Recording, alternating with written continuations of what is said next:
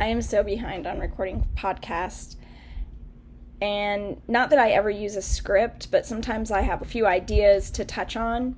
But right now I don't. I'm just completely going, what do they call that? Not verbatim, because that's like word for word. Oh, what's the word? Anyway, ad lib, is that it? That seems like it should be a joke. Or maybe I'm thinking of Mad Libs. So I have a few stories I just want to share with you guys. And I guess because it's called The Domestic Kitchen, I need to wrap up with some sort of food. So I'll tell you what I'm thinking of having for dinner tonight.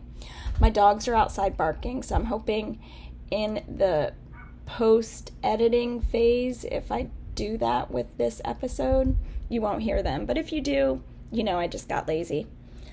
Or busy. Busy is more like it. Anyway, I have a story to tell you. Last week, my daughter and I went on her graduation trip, which was just basically a tour of Southwest Florida and Southeast Florida, because we went from Tampa to Sanibel to Naples to Fort Lauderdale and home, all in a span of less than 48 hours. It was quite an adventure. But anyway, so we're driving across the state, and I'm stuck behind a big semi-truck. It was a milk truck. It was a Borden dairy truck, which I'm staring at Elsie or Elsa, Elsie the cow, just big old Daisy with the cow head, cute as can be, just adorable cow. And my mind started wandering, so I had my daughter look up the history of Elsie the cow.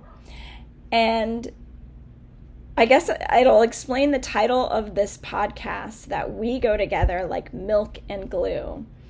So Elsie the cow was developed by Borden. Now I'm trying to remember these as they come to my mind, so I might be a little bit off with dates and stuff, but it was like back in the 30s, a long time ago. So they were trying to, market their milk to, I don't know, how do you market milk? I guess with a cow. And they created Elsie the cow, and she stood on 2 feet and wore an apron and stuff. The old images are kind of creepy. I'll have to admit, they're kind of creepy. A cow standing on 2 feet is just weird. So later on, they decided to marry her, and they married her to Elmer the bull. Now, I did not know this, but you know that mascot on Elmer's glue? So I never really stared at it. Now that I'm holding Elmer's glue in my hand right now, and now that I look at it, I suppose it does look like a bull. When I was a little kid, I thought it was the devil. I don't know why, maybe the horns, but I don't know. I'm looking at it now. I guess it looks a little friendly, but I was scared of it. Maybe the mascot's changed since back in the 80s or whatever. But so Elsie, the cow from Borden, and Elmer, the cow from the glue bottle, got married. Like, legitimately, you can look this up. They got married and they had kids, cows, calves. They had baby cows. And it was a whole thing. And I don't know. I will never look at milk and glue the same. And then a funny thing is, I don't know if you've ever known this or not, the pictures of cereal that you see in magazines and on the cereal boxes, they use glue instead of milk. So the cereal doesn't get soggy and it sits upright. It's just one of those strange food photography tricks for not photographing real food. So the title of this is We Go Together Like Milk and Glue, but now you understand the backstory. And you learn something new. You probably won't ever look at Elsie the cow or Elmer the bull. I didn't even know that was the name of the bull. I don't know. Maybe you learned something new. So we had a great time. She took me. The goal of this trip was to go to this bougie Pilates studio. And I hadn't done Pilates ever. But, oh my gosh, what a workout, and now I'm hooked. So I'm all about Pilates, and we drank lots of matcha teas, and we watched the sunset over in, why can't I remember? It's Shark Tooth, the capital of the world. We didn't find any shark tooth. We bought some because we couldn't find any. Oh gosh. See, I'll probably delete this because I cannot think of.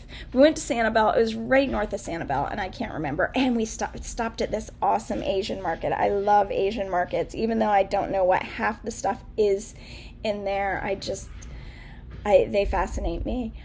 I need a tour. I need someone that knows Asian markets that can walk me through each aisle and say, this is what this is. This is what this tastes like. Because sometimes I'll just randomly buy things because I'll sort of read the ingredients and maybe guess it might taste good. And sometimes I got something and it was just like, oh, it was terrible. It looked like a pretty sweet, nice, lovely dessert, but it just tasted like compressed paper. And it quite possibly could have been. But it was a great trip. It was a great time to escape and just have some mother-daughter time. She's going to be 18 soon. I know she's going to be spreading her wings, so it's bittersweet. I'm happy to see her grow into who she's become, but I'm sad to lose my little sidekick. Food. Yes, this is the domestic kitchen. I did briefly mention food, didn't I? Milk. Yeah, that counts. So tonight's dinner. It's always chicken. I swear, every podcast, I'm like, it's something with chicken. No, wait, the last one I was talking about empanadas, so we're cool. I can't decide. I'm either going to make Greek chicken pita with sliced cucumbers and I don't know how to say it, tzatziki sauce, whatever, you know what I mean. Or something with chicken, or pesto chicken, or spinach and artichoke stuffed chicken. Honestly, it just depends on my energy level at dinner time.